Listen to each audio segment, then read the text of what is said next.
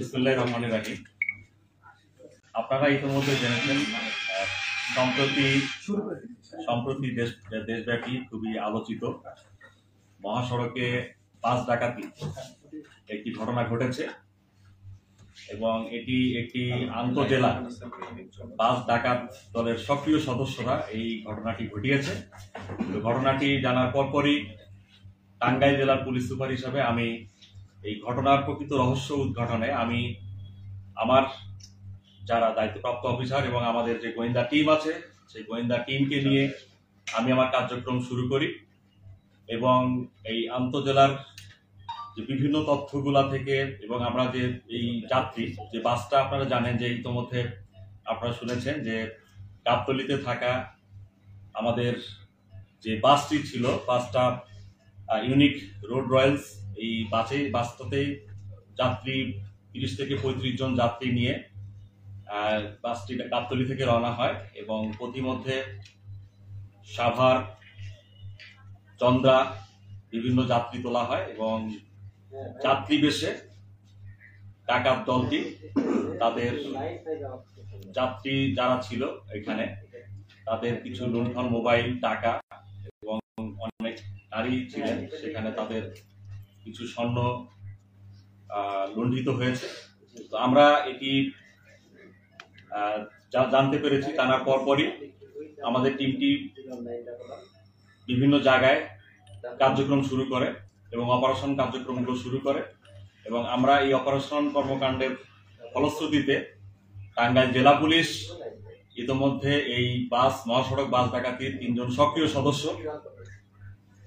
মুহিত, সবুজ এবং শরীফুজ্জামানকে আমরা গ্রেপ্তার করতে সক্ষম হয়েছি এবং লুণ্ঠনকৃত 3টি মোবাইল এবং ব্যবহৃত একটি অস্ত্র এবং 29,370 টাকা আমরা উদ্ধার করতে সক্ষম হয়েছি এবং এই ঘটনায় তারা প্রাথমিকভাবে স্বীকার করেছে এবং এই ঘটনার সাথে আরো কয়েকজন তাদের সাথে ছিল। আমরা সেই বিষয়গুলো নিয়ে তদন্ত করছি এবং আশা করছি খুব শিগগিরই এই ঘটনার পুরো রহস্য উদ্ঘাটন করতে আমরা সক্ষম হব। তো আপনারা জানেন যে আলোচিত এই বাস ডাকাতি মামলার একটি অংশ ছিল যে নারীদেরকে ধর্ষণ বা শ্লীলতাহানির এরকম একটি বিষয় এখানে এসেছে। তো আমরা এখানে নারী যাত্রীদের সাথে কথা বলেছি এবং যারা যাত্রী ছিল তাদের সাথেও কথা বলেছি। তো আমরা প্রাথমিকভাবে সেই বিষয়গুলো পর্যবেক্ষণ করছি এবং এগুলো আমাদের আন্ডার ট্রায়ালে আছে, আন্ডার ইনভেস্টিগেশনের আওতায় আছে। আমরা সেই বিষয়গুলো নিয়েও কাজ করছি এবং পুরো ঘটনাটা নিয়ে আমরা পর্যবেক্ষণ করছি এবং বিষয়টি তদন্তাধীন আছে। আশা করি সকল বিষয়গুলোই আমরা খুব শীঘ্রই আপনাদেরকে আরো পরিষ্কার করতে সক্ষম হব ইনশাআল্লাহ। প্রাথমিকভাবে কয়েকজন যাত্রীর কাছে আমরা বিষয়গুলো শুনেছি এবং সেখানে প্রাথমিকভাবে যে বিষয়টি এসেছে এখানে কোনো ধরনের ধর্ষণের ঘটনা ঘটেনি। এখানে আপনারা যেটুকু আমার বক্তব্য যে আমি আপনাদেরকে জানালাম যে কিছু স্বর্ণ লুণ্ঠিত হয়েছে নারীদের কাছ থেকে, স্বর্ণ এবং রূপা। এই লুণ্ঠন করার সময়ে এই দুষ্কৃতকারী ডাকাত দলের আপনারা বুঝেন যে নাকে নাকফুল অথবা কানের দুল এইগুলো যখন নিচ্ছিল তখন হয়তো তাদের সাথে হয়তো টাচে গিয়েছে এবং একটা পর্যায়ে হয়তো তাদের সাথে গিয়ে এই কাজগুলো করতে হয়েছে, সেটুকু আমরা জানতে পেরেছি প্রাথমিকভাবে। তো প্রাথমিকভাবে কোনো ধর্ষণের ঘটনা ঘটেনি এরকমই আমরা জানতে পেরেছি। আমাদের অভিযান টিম অলরেডি এটা অব্যাহত আছে, কারণ ঘটনার সাথে আমরা আরো কয়েকজনকে ইতিমধ্যে শনাক্ত করতে পেরেছি। আমরা সেটি আমাদের তদন্তের সাথে নাম প্রকাশ করছি না। সেই বিষয়গুলো নিয়ে আমাদের অভিযানিক টিম এবং আমাদের গোয়েন্দা টিম সেই বিষয়গুলো নিয়ে কাজ করছে। তো আপনারা যেটি প্রশ্ন করলেন যে আমরা সবসময় পুলিশ চেষ্টা করি কোনো ঘটনা যখন আমরা জানি তখন তাৎক্ষণিকভাবে সেটাকে কিভাবে ব্যবস্থা গ্রহণ করা যায়।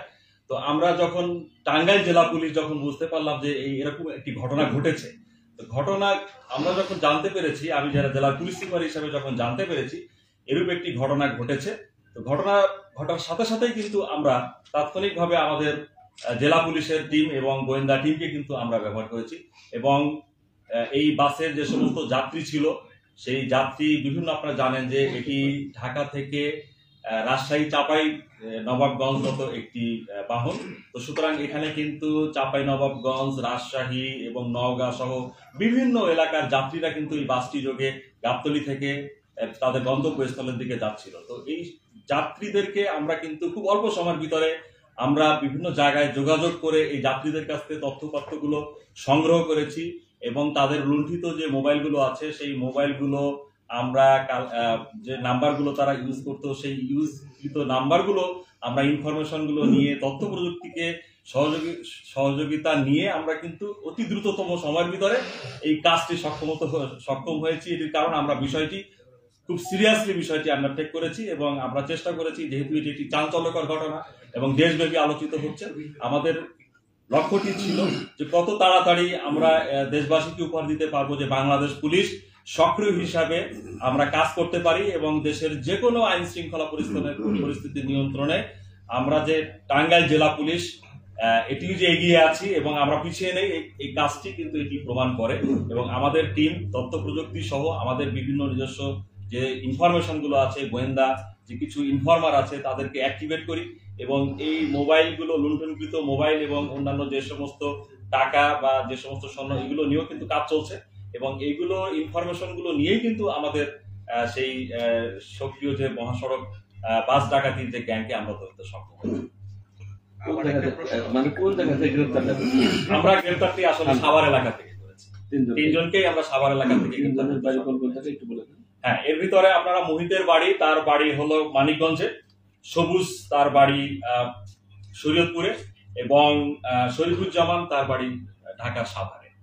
হ্যাঁ, ইতিমধ্যে আপনাদেরকে জানাতে চাই, ইতিমধ্যে আমাদের বাস ডাকাতির যে সক্রিয় গ্যাংয়ে যে দলটির এটির একটি সদস্য নাম শহীদুল ইসলাম মোহিত ইতিমধ্যে বাস ডাকাতির ঘটনায় সে ইতিমধ্যে তার নামে দুইটা বাস ডাকাতির ঘটনা আছে এবং আমরা এই মুহূর্তে সেটি ডিসক্লোজ করছি না কোন এলাকায়, তবে আপনাদেরকে এটি নিশ্চিত করছি যে এই ডাকাতির নামে আরো দুইটি ঘটনায় অবশ্যই আইনগত যে প্রক্রিয়াগুলো আছে আমরা এটির সর্বোচ্চ ব্যবহার করব। আমরা প্রাথমিকভাবে অবশ্যই মিনিমাম 5 দিনের একটি রিমান্ড প্রেয়ার প্রত্যাশা করছি। দেখেন, পরবর্তী পদক্ষেপ নিঃসন্দেহে আমরা আরো বেশি সক্রিয় থাকবো, তবে আমরা বিগত দিনগুলোতেও সবসময় সক্রিয় আছি।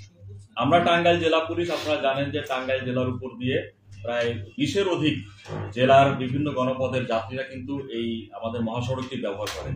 তো সুতরাং আমাদের টাঙ্গাইল জেলা পুলিশের একটি বড় চ্যালেঞ্জ থাকে এই মহাসড়ক এবং মহাসড়কের যাত্রীগুলো যাতে নির্বিঘ্নে নিরাপদে তাদের গন্তব্যস্থলে পৌঁছতে পারে, এজন্য কিন্তু সবসময় টাঙ্গাইল জেলা পুলিশ কাজ করে যাচ্ছি আমরা। এবং আপনি যেটি বললেন যে বিগত সময় বিভিন্ন সময় যে সমস্ত ডাকাতির ঘটনা ঘটেছে, এই সমস্ত ডাকাতির ঘটনা কিন্তু টাঙ্গাইল জেলা পুলিশ ডিটেক্ট করেছে এবং সেগুলো কিন্তু আপনারা জেনেছেন এবং আপনাদেরকেও বিষয়গুলো অবহিত করা হচ্ছে এবং কিছু মামলা ইতিমধ্যে চলমানও আছে। তো আমরা সব সময় আমরা বাংলাদেশ পুলিশের সদস্য এবং আমি টাঙ্গাইল জেলার পুলিশ সুপার হিসেবে আপনাদেরকে বলতে চাই, আমরা একটি পেশাদার বাহিনীর সদস্য এবং আমরা বাংলাদেশের যে কোনো জনপদে, আমার টাঙ্গাইলের জেলা পদের যে কোনো বিষয়ে আমরা আইন শৃঙ্খলা নিয়ন্ত্রণ রাখতে পারি, মানুষকে যাতে স্বস্তি দিতে পারি, এজন্য আমরা সবসময় বদ্ধপরিকর আছি এবং ডেফিনেটলি আমরা মহাসড়কে আমাদের টাঙ্গাইলের যে অংশটুকু আছে আমরা সবসময় আমরা নিরাপদ রাখার জন্য সর্বোচ্চ